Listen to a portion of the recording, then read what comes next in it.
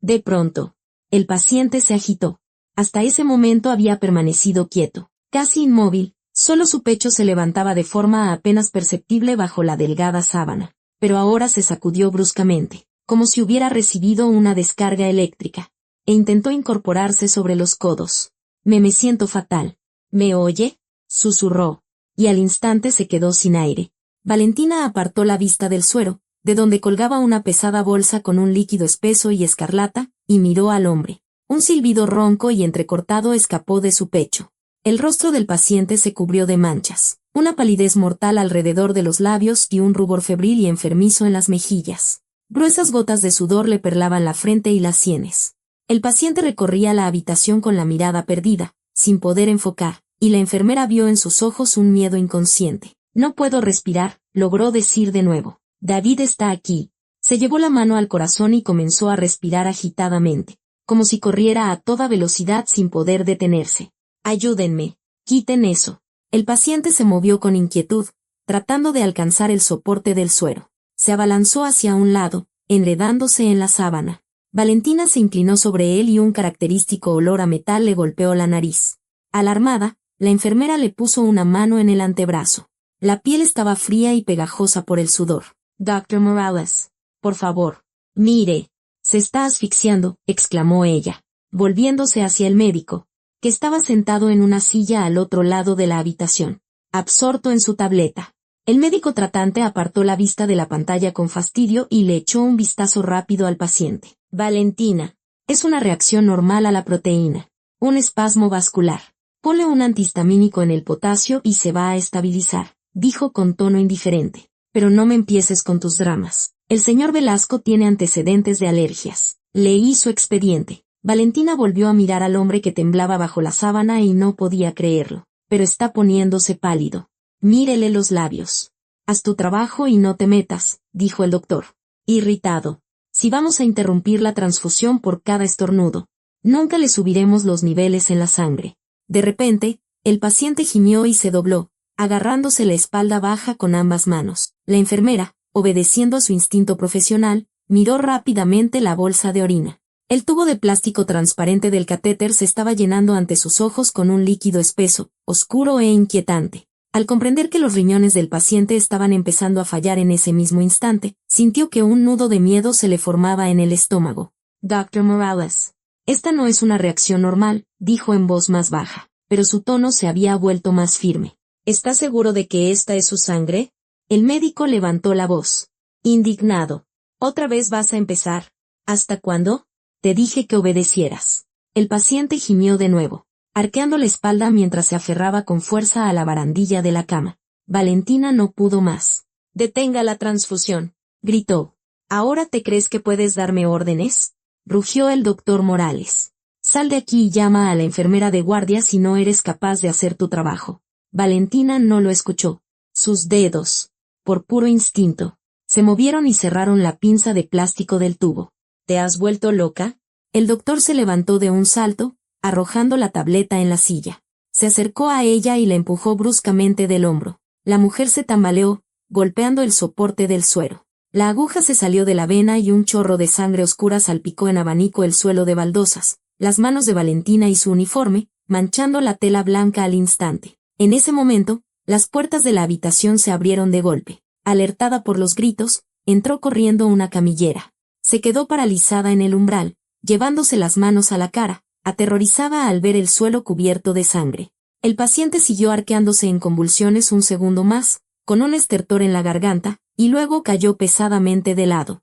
Su rostro se tornó grisáceo y su mirada se perdió. «Sáquela de aquí».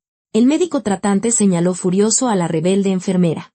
La camillera, obedeciendo el tono autoritario, agarró a Valentina por los hombros y prácticamente la empujó fuera de la habitación. Valentina se quedó de pie en el pasillo vacío y fresco. Lentamente, levantó las manos y se quedó mirando sus palmas, donde la sangre ajena, tibia hacía apenas unos minutos, comenzaba a secarse, tensando la piel con una costra oscura y desagradable. A su lado, un equipo de reanimación corrió hacia la habitación. No supo quién ni cuándo los habían llamado. Apoyada en la pared frente a la ventana, sintió cómo le temblaban las rodillas. Mientras observaba las nubes grises y apáticas que flotaban lentamente en el cielo, Valentina escuchaba los fuertes latidos de su corazón. Una oración silenciosa se escapó de sus labios. Rezaba solo por una cosa, que el hombre detrás de esa puerta cerrada sobreviviera. Poco después, el doctor Morales salió de la habitación. Pálido. Le temblaban los labios. Maldita sea. ¿Te das cuenta de lo que has hecho?, dijo en voz baja, con tal presión que sus palabras cortaban más que un grito. Le estaba salvando la vida, respondió la enfermera. Saboteaste el tratamiento, replicó él. Desconectaste el sistema por tu cuenta. Te excediste en tus funciones. La jefa de enfermeras, doña Rosa, se asomó desde su oficina. Le echó una mirada rápida a Valentina y se cubrió la boca con su mano regordeta. Dios mío. Pero mírala. Toda cubierta de sangre. Como si saliera de un rastro. Se estaba muriendo, dijo Valentina secamente. La sangre era incompatible. La jefa de enfermeras miró al doctor Morales, que se cernía sobre la delgada enfermera, y sonrió con desdén. Otra vez tú, mija, con tus fantasías. Siempre crees que todos a tu alrededor son unos idiotas y que tú eres la única inteligente. El doctor Morales no se calmaba. ¿Siquiera sabes quién es él? Es el señor Velasco, el subsecretario de Gobierno del Estado. Nos acabas de meter en un escándalo que resonará en todo Jalisco. Es un ser humano, se defendió Valentina. Tenía dolor. Se estaba asfixiando. Y ahora está en terapia intensiva, la interrumpió el médico. Y si no la libra, la culpa será tuya. Sacaron de la habitación la camilla con el señor Velasco y la llevaron hacia el área de cuidados intensivos. La mascarilla de oxígeno en su rostro estaba empañada. Respiraba con dificultad. El médico de urgencias redujo la velocidad al pasar junto al doctor y la enfermera, y preguntó rápidamente, ¿quién cerró el sistema? Fue ella, doña Rosa señaló con seguridad a Valentina. Por su cuenta, sin ninguna orden. El médico de urgencias la miró. ¿Por qué? Choque hemolítico, respondió ella bruscamente. El doctor Morales intentó decir algo, pero el médico de urgencias lo interrumpió. Ni te molestes. Los análisis confirmaron la incompatibilidad. 5 minutos más y lo estaríamos llevando a la morgue. El médico tratante tragó saliva con dificultad. Su barbilla temblaba aún más. Pero en el expediente todo estaba. Ya sabemos cómo estaba todo en ese expediente, cortó el médico de urgencias. ¿Siquiera hiciste la prueba de compatibilidad? ¿Quieres acabar en la cárcel? La jefa de enfermeras intervino en la conversación con un fuerte susurro. ¿Pero se da cuenta de lo que está diciendo? Esto es un escándalo. Es la vida de una persona, respondió tranquilamente el médico de urgencias y corrió para alcanzar la camilla. Del ascensor salió el subdirector del hospital, impecable en su bata blanca, oliendo a un perfume caro. ¿Qué es este mitin que han montado? Mientras doña Rosa y el doctor Morales se justificaban, él permaneció de pie, mirando con el ceño fruncido a la enfermera, que se había pegado a la pared escondiendo las manos ensangrentadas detrás de la espalda. Luego, interrumpió su torrente de palabras con un gesto y, dirigiéndose a Valentina, ordenó secamente. Entrega tu turno y escribe un informe. Detallado. Explica bajo qué fundamento usted, personal de enfermería, interfirió en un tratamiento y desobedeció la indicación de un médico. Bajo el fundamento de que se estaba muriendo, Valentina levantó la vista hacia él. Eso lo decidirá un comité, sentenció el subdirector. Por ahora, está suspendida. Vaya a limpiarse y deje de asustar a la gente. En casa reinaba el silencio. Valentina entró en el recibidor sin encender la luz y apoyó la frente en el espejo frío. Su hijo, que estaba en la universidad, ya dormía. En el apartamento olía a frijoles de la olla ligeramente quemados. El silencio era opresivo y angustiante. Pasó a la cocina y se sentó a la mesa, sin encender la lámpara. En la oscuridad, destacaba el blanco de un recibo de la hipoteca, pegado con un imán al refrigerador. Valentina lo miraba y sentía que todo se le encogía por dentro ante la desgracia inminente. La despedirán, mañana seguro que la despiden. Le dio náuseas la idea de tener que ir a dar explicaciones ante gente pulcra en oficinas elegantes que ya lo tenían todo decidido. Se acercó al fregadero, abrió el grifo y comenzó a frotarse las manos de nuevo, aunque ya estaban limpias. El olor a sangre todavía la perseguía. En su mente, interrumpiendo los pensamientos sobre las deudas y la búsqueda de un nuevo trabajo, aparecía una y otra vez el rostro del paciente de ese día. Ojalá sobreviva, repitió para sus adentros como un conjuro. Si sobrevive, significa que hice lo correcto. Al día siguiente, citaron a Valentina a las 9 de la mañana. Había dormido mal la noche anterior. Acostaba durante horas con la vista fija en el techo, viendo ante sus ojos el rostro pálido del hombre, sus movimientos desesperados, recordando sus sollozos convulsos. La oficina estaba sofocante. Sentados a una larga mesa había 6 personas: el director del hospital, el subdirector, el jefe de piso, el médico tratante, el abogado del hospital y la jefa de enfermeras. Siéntese, dijo el director con displicencia. Valentina se sentó en el borde de una silla. Bien, comenzó el subdirector, hojeando unos papeles. Ayer usted interrumpió por su cuenta una transfusión de sangre al paciente Javier Velasco Torres. ¿Lo confirma? Sí, dijo Valentina. ¿Bajo qué fundamento?, preguntó el subdirector sin apartar la vista de los documentos. Estaba sufriendo un choque hemolítico, respondió Valentina. El jefe de piso sonrió con sarcasmo. Vaya. Así de rápido le puso un diagnóstico. Vi los síntomas, comenzó a explicar la mujer. Se estaba asfixiando. Tenía dolor en la espalda baja. Orina oscura. La presión le estaba bajando. ¿Es usted doctora?, la interrumpió el director. No. Valentina miraba al frente. Entonces, ¿por qué decide usted que era un choque y no una reacción al medicamento? El director no ocultaba su desprecio. Valentina lo miró a los ojos.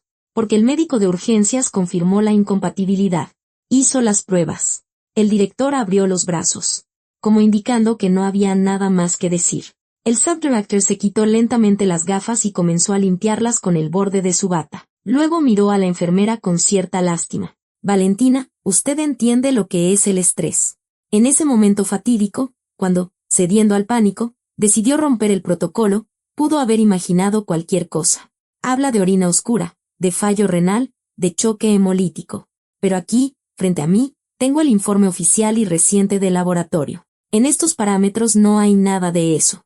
Todo está limpio. Dígame honestamente, ¿el médico de urgencias le mostró ayer los resultados de las pruebas o simplemente decidió confiar en sus palabras? Él, por cierto, también estaba al borde de un ataque de nervios.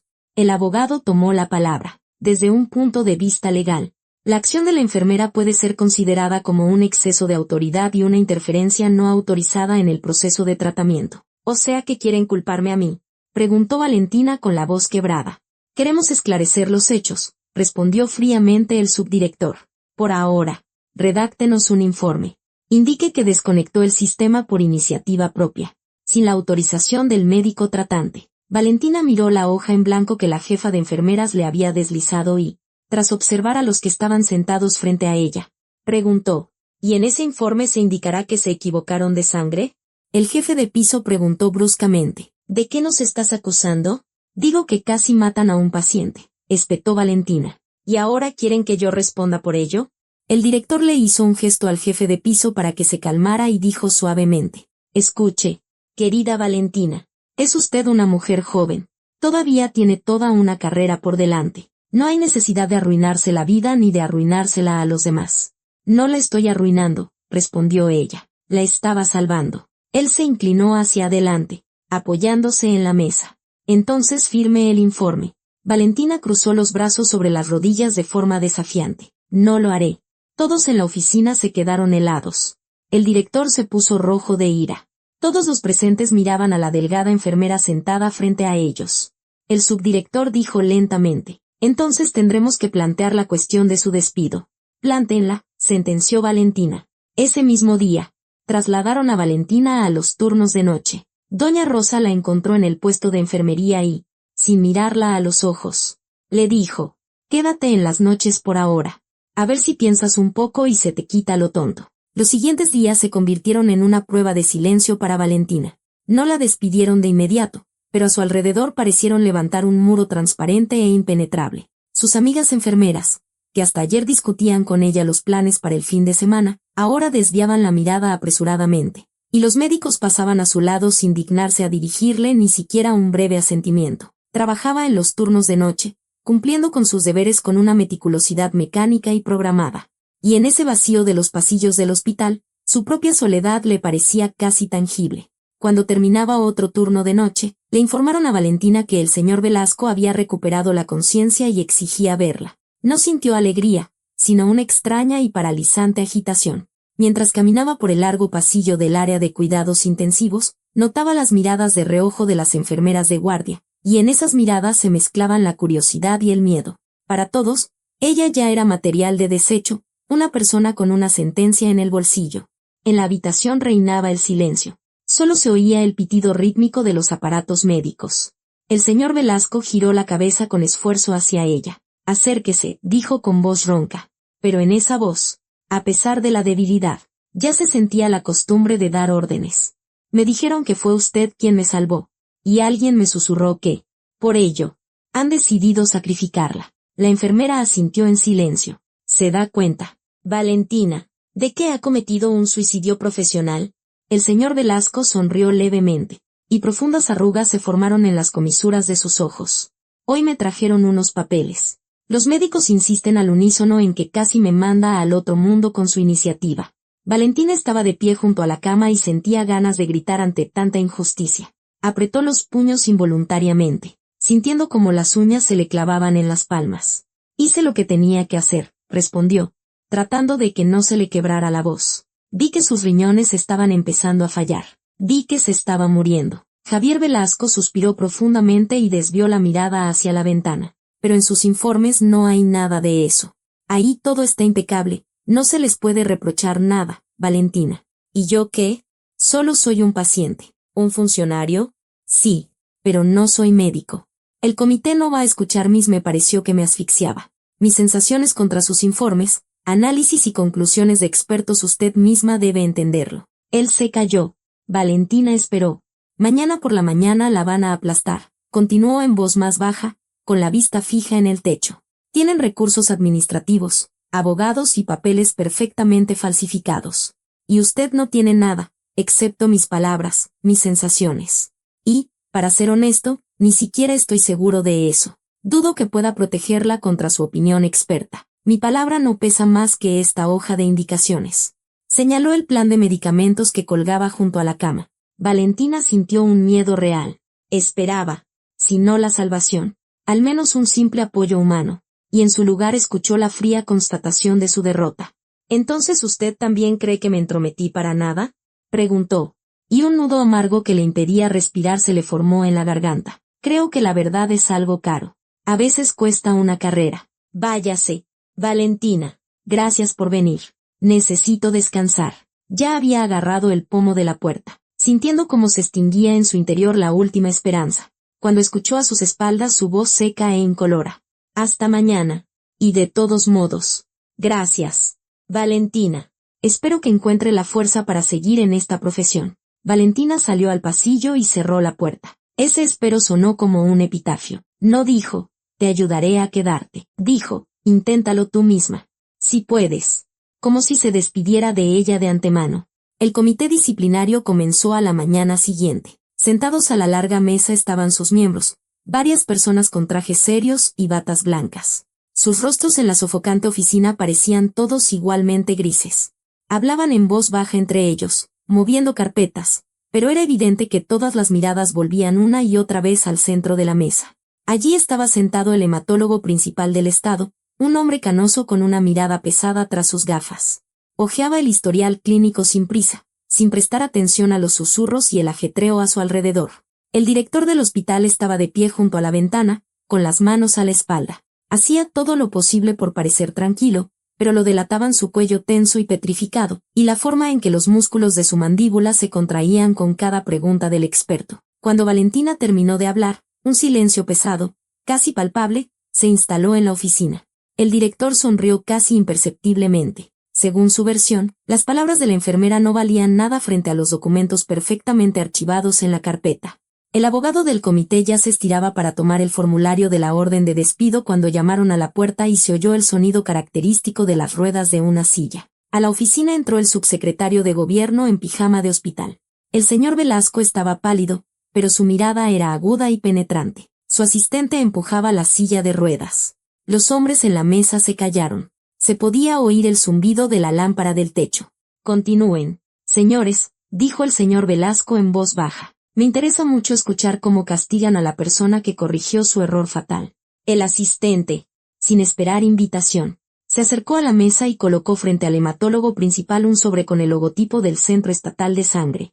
«Esto es lo que no está en el historial clínico oficial», continuó Javier Velasco. Pero es lo que había en mi sangre cuando recuperé la conciencia. El hematólogo canoso se ajustó las gafas y desplegó los documentos. Los demás miembros del comité se quedaron inmóviles. El director dejó de tamborilear con los dedos en el alféizar y su rostro comenzó a adquirir un tono terroso. Solo se oía el zumbido y el crepitar de la lámpara, el tic-tac rítmico del reloj en la pared y el susurro del papel bajo los dedos del experto. El hematólogo leyó durante un buen rato. Su mirada se movía lentamente por las líneas. Sus cejas se fruncían cada vez más sobre el puente de la nariz. Finalmente, levantó lentamente los ojos hacia el médico tratante. Esto sí que es interesante. La voz del experto sonó anormalmente seca. Luego, su pesada mirada se clavó en el director del hospital. En su historial clínico dice que al paciente se le transfundió sangre de su grupo, O negativo. Sin embargo, no pudieron proporcionar el contenedor vacío para su verificación. Y este es un análisis independiente. El hematólogo principal levantó los documentos que le había entregado el asistente del subsecretario. Y dice otra cosa. Específicamente, que en la sangre del señor Velasco se encontraron signos de un conflicto de RH. Todos los presentes, conteniendo la respiración, observaron como el respetado experto apartaba con 2 dedos, con gesto de asco, la carpeta con los resultados falsificados y volvía a agitar el informe del laboratorio independiente. Miren estos valores. Aquí hay un cuadro inequívoco e irrefutable de un gravísimo choque hemolítico. Esto es imposible de falsificar e imposible de ocultar. Estas trazas solo aparecen cuando a una persona se le infunde sangre incompatible. Intentaron engañarme con su falsificación, pero este análisis, el hematólogo no terminó la frase. Miró a Valentina, que estaba sentada desamparada en el borde de una silla frente al despiadado comité. Y todos debemos admitir que la acción de esta mujer, de esta valiente enfermera, es la única razón por la que no estamos discutiendo aquí un desenlace fatal. El director se movió bruscamente, como si quisiera objetar algo, pero bajo la mirada gélida del hematólogo solo apretó más la mandíbula. El silencio se apoderó de la sala, todos comprendieron cómo terminaría el asunto. El hematólogo estatal se levantó pesadamente y pronunció su veredicto. Todos los materiales de la pericia independiente y este historial clínico serán remitidos de inmediato a la Fiscalía.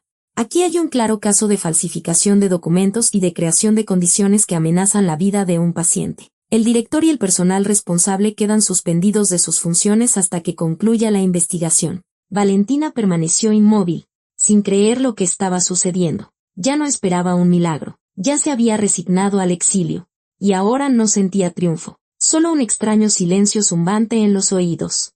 Señores, pueden retirarse, anunció el hematólogo y se dirigió directamente hacia una aturdida Valentina. Le dio una palmada paternal en el hombro y añadió con más suavidad, gracias. Usted es una mujer muy inteligente. Rara vez se encuentra una agudeza como la suya. Salieron juntos de la oficina. Las puertas se cerraron tras ellos, silenciando las voces apagadas y el grito agudo y desesperado del director, que intentaba demostrarle algo al abogado. Cuando el anciano hematólogo la dejó, Valentina se quedó en el pasillo, sin saber qué hacer. De la oficina salían, uno tras otro, los desconcertados empleados del hospital. Pasó flotando, con las piernas de trapo, el antiguo médico tratante del señor Velasco, el doctor Ricardo Morales. Su mirada vagaba perdida y pasó a su lado murmurando algo ininteligible. Valentina lo vio alejarse por el pasillo con paso vacilante. El asistente empujó lentamente la silla de ruedas con el señor Velasco. Javier Velasco levantó ligeramente la mano, pidiendo que se detuviera. Bueno, Valentina, felicidades, dijo. Ha ganado. Valentina lo miró. Ganamos, señor Velasco. Si no fuera por su carpeta, me habrían aplastado. El subsecretario le extendió la mano. En el pliegue del codo aún se veía la marca de una inyección. Valentina dudó un segundo y luego colocó su palma en la de él. Su apretón era firme y cálido. ¿Qué va a hacer ahora?, preguntó él. No lo sé, respondió honestamente. Supongo que simplemente iré a casa. Por primera vez en esta semana y media. Dormiré sin pesadillas. Buen plan, asintió el señor Velasco. Pero tenga en cuenta que profesionales como usted no se quedan sin trabajo por mucho tiempo. Me encargaré de que en la nueva historia de este hospital le ofrezcan un puesto digno, donde no tenga que pelear con su propia conciencia. Apretó su mano una vez más y le hizo una seña al asistente para que siguieran adelante. Valentina se ajustó el cuello de su uniforme, respiró hondo y caminó en la dirección opuesta, hacia los vestidores. Por delante le esperaba una tarde tranquila, el aire fresco de la calle y, por fin, la certeza del mañana. Un mes después, el sonado caso de falsificación de documentos todavía se comentaba en las áreas de descanso, pero el miedo a los jefes autoritarios y a la complicidad que habían construido para ocultar los errores y delitos de sus allegados finalmente se había disipado. La antigua dirección esperaba su juicio, y en el departamento se acostumbraban a las nuevas reglas, estrictas y honestas. El doctor Ricardo Morales fue despedido por grave incumplimiento de sus deberes y falsificación de documentos. Con esa anotación en su historial laboral, el camino a clínicas decentes le quedaba cerrado. El subsecretario de Gobierno entró en el departamento. Había venido para una revisión de rutina, pero antes de dirigirse al consultorio del médico, se detuvo en el puesto de enfermería.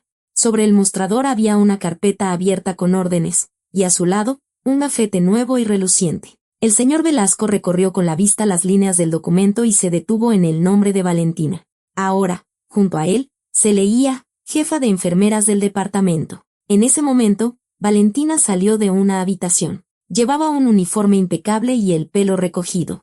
En sus movimientos había aparecido la gracia de una mujer segura de sí misma. Al ver a su antiguo paciente, se detuvo e instintivamente se llevó la mano al pecho para ajustarse el gafete, pero sus dedos solo tocaron la tela. Ya se había quitado el viejo y aún no había tenido tiempo de ponerse el nuevo. «Felicidades por el nombramiento, Valentina», dijo el señor Velasco, señalando la carpeta. «La justicia le sienta muy bien». «Gracias, señor Velasco». Valentina sonrió. «¿Cómo está de salud?» «Los médicos dicen que mis valores son como los de un astronauta», sonrió él.